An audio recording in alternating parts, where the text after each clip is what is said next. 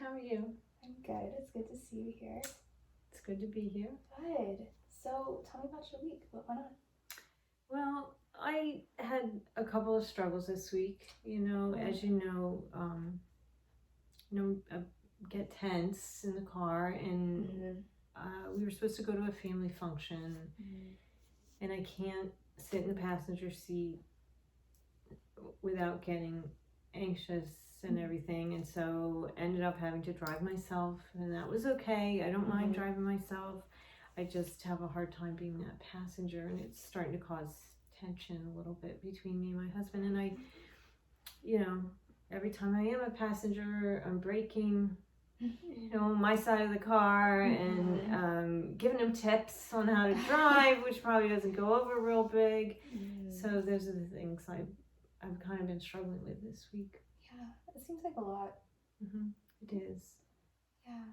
So we kind of have been talking about this over the past few weeks of like this physical sensation that you get when you sit in a passenger seat. And I kind of gave you the homework of like really noticing and observing the physical sensation.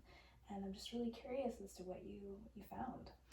Well, it was just, I just find myself getting so tense, and like I can feel my muscles tensing up, and anytime we're going, or if there's a lot of traffic, or stoplights coming, it's just, everything is just very tense. Like I can feel it all over. I can't relax. I can't just ride in the car. It seems really exhausting. It is exhausting. Yeah. And I'm just wondering, like, what's going on in your brain? Like, what are your thoughts during that time when you're getting tense? I just want to get out of the car. Yeah. Or drive myself. Right. Right. Okay. So I think it's I think I applaud you for doing your homework, because kind of noticing those physical sensations isn't always the most fun thing to do, especially when they're like that, when they're really tense and you're locked down. And I think it's really important that we kind of identify why your body might be doing that. And oftentimes when the body tenses, it's its way of protecting you, right? And to me, it makes a lot of sense that you get in the passenger seat and you just want to lock down, because your body's telling you that you might have an accident, get in an accident and everything. I'm wondering if you would be willing to try an exercise. Sure. With me. Sure. It's a little bit unordinary, but I was wondering if we could just sit with our feet on the floor for a little bit, and sit with your back kind of straight. And I want you to know that I'm going to be here with you in this moment. And if things get a little too overwhelming, you just tell me. You can back off a little bit, okay? So I want you to take a really big, deep breath. And you can close your eyes or stare at the floor. And I want you to imagine walking up to the passenger side of the car. I want you to imagine opening the car door and sitting in the passenger seat with the door still open. And I'm wondering what's going on with your body. What do you notice about your body's reaction? Well, I notice my heart rate is getting a little faster. Okay. Starting to tense up a little bit, not like when I'm actually a passenger, but it's just starting to get a little bit. Okay. So that's your body's kind of response warning you that, things are getting a little bit scary. So we can just sit here in that moment and keep the car door wide open. It's just that sense of being able to escape if necessary. I want you to just imagine or really pay attention to that feeling that you have physically. And if this feeling had a color or a shape, some sort of movement, what would it be? I think it would just be pushing away like that. Mm-hmm. Kind of like stopping, Mm-hmm. bracing oneself, Mm-hmm. fending off, potential threat. Right. Is there a name that you would give this sensation?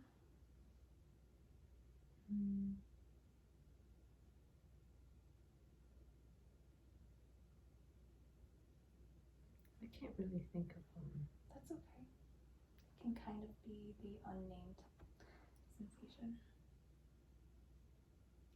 What is it like to sit in it?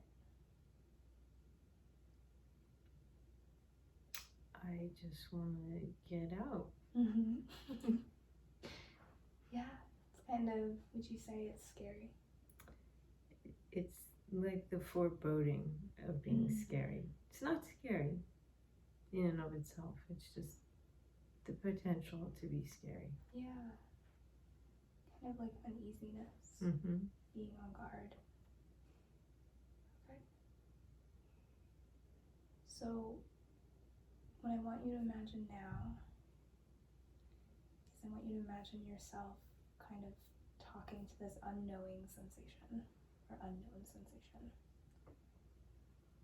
And I want you to imagine yourself saying, I know you're trying to protect me, but this is really overwhelming.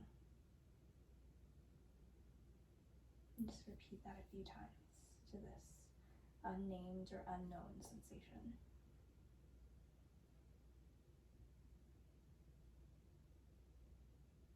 Do you notice any difference in how it feels? It feels a little bit more like the edges off of it, a little bit more. Okay. It's a little bit more relaxed. Not perfectly relaxed, but a little bit more relaxed. A little bit softer. Mm-hmm. Yep. Good.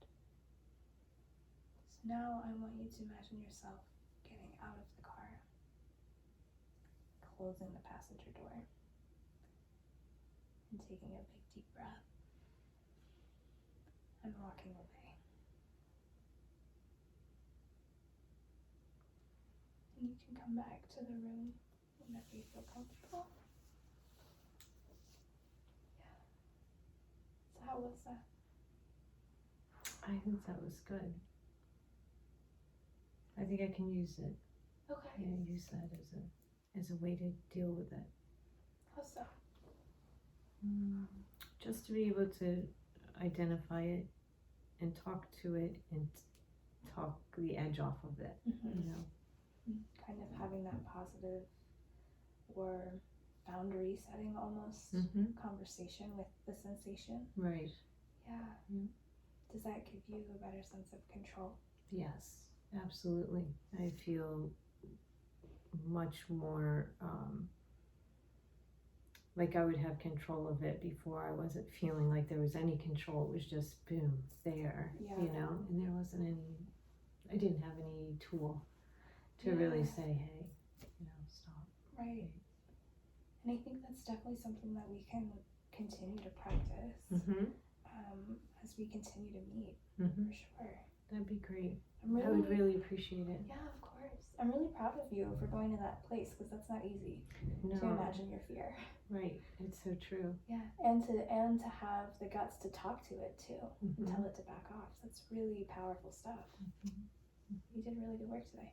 Thank you.